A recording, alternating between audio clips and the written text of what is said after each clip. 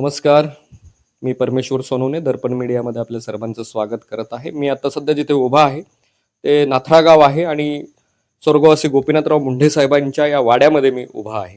नाथरा गावातील ज्या ठिकाणी एवढ्या मोठ्या राजकीय नेत्याचा जन्म झाला असं हे नाथरा गाव ह्याच वाड्यामध्ये कधी काळी मुंढे साहेबांचा या ठिकाणी जन्म झाला होता आणि गल्लीपासून जी सुरुवात झाली होती दिल्लीपर्यंत गेलेले साहेब ह्याच इथल्या वाड्यामधून त्यांची सुरुवात झाली होती. आज या वाड्यामध्ये आहोत.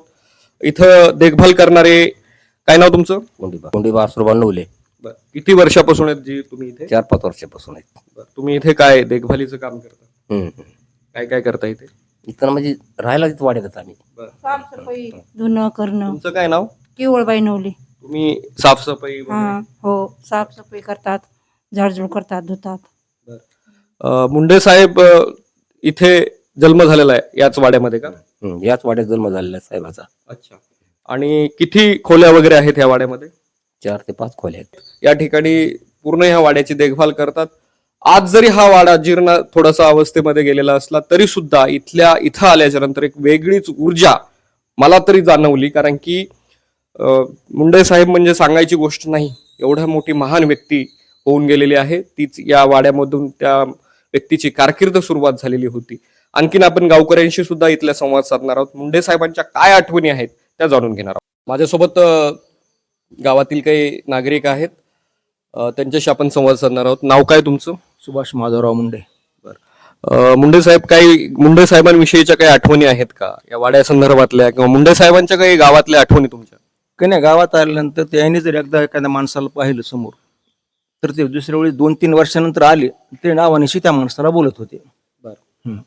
या वाड्याविषयी जो आता वाडा आहे तिथे साहेबांना माहीतच झालेलं आहे त्यांचं. ते काय आम्हाला कळत नाही, पण आमच्या अगोदरच वडील वगैरे सांगतात. हो. तुमचं काय नाव काका? भगवान नारायणराव मुंडे.